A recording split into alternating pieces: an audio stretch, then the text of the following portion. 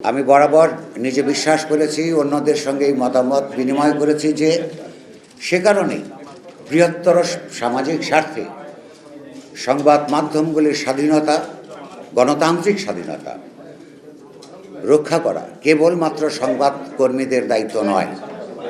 কেননা সমাজের সর্বস্তরের সকল শ্রেণীর জনগণের আশা আকাঙ্ক্ষা তুলে ধরবার জন্যে সংবাদ মাধ্যমের উপস্থিতি যদি প্রয়োজন হয়, তাহলে সেই প্রয়োজনে এগুলোকে সুষ্ঠুভাবে বিকশিত হবার এবং সক্রিয় থাকবার জন্য সহযোগিতা দান গোটা সমাজেরই দায়।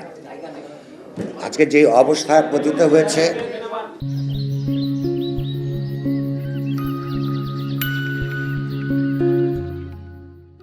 আপনারা লক্ষ্য করেছেন অত্যন্ত মধ্যযুগ কায়দায় পৃথিবীর যে কোনো জায়গায় প্রত্যেকটা পত্রপত্রিকার আলাদা আলাদা সম্পাদকীয় নীতি থাকে, নিজস্ব চিন্তাভাবনা থাকে। গুরুত্বপূর্ণ হচ্ছে সেটা সবাই সবার মতো করে প্রকাশ করতে পারে কি পারে না।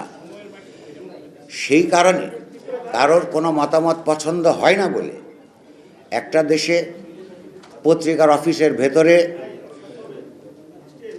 কাজকর্ম করার সময়ে যখন সংবাদকর্মীরা কাজ করছেন, তখন পত্রিকা অফিসের মধ্যে আগুন লাগিয়ে দিয়ে এবং দমকল বাহিনী আসবার সুযোগ বন্ধ করে দেওয়ার মধ্য দিয়ে খুব পরিষ্কারভাবে এই গোষ্ঠীটির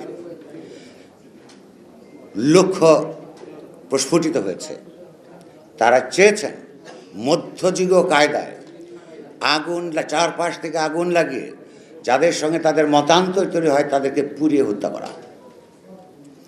এইটা পৃথিবীর কোনো সমাজ যদি সহ্য করে, যদি সেটা এগিয়ে যেতে দেয়, তার বিরুদ্ধে যদি মাথা উঁচু করে না দাঁড়ায়, শুধুমাত্র সংগঠনগুলি ধ্বংস হবে তা নয়, গোটা সমাজ ব্যবস্থা, সমাজের উন্নতির সমস্ত সম্ভাবনা রুদ্ধ হবে বলে আমরা বিশ্বাস করি।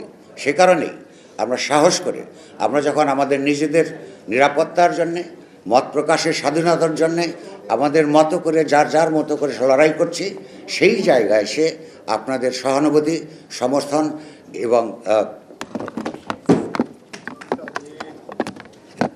সমর্থনের জন্যে আপনাদেরকে আমরা আহ্বান করেছি।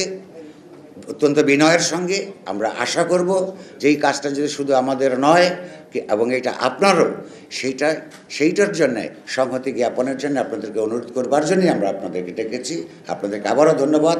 আমরা আশা করব যে সবাই যাতে কথা বলতে পারি। আমরা মানুষকে দেখানোর প্রয়োজন, রাষ্ট্রকে দেখানোর প্রয়োজন, অগণতান্ত্রিক শক্তিসমূহকে দেখানোর প্রয়োজন যে গণতন্ত্র বিকাশের জন্যে সংবাদ মাধ্যম প্রতিষ্ঠানগুলোর বিকাশের স্বার্থে এই দেশের চিন্তাশীল সব মানুষেরা, সকল পেশার মানুষেরা সংঘবদ্ধ আছেন।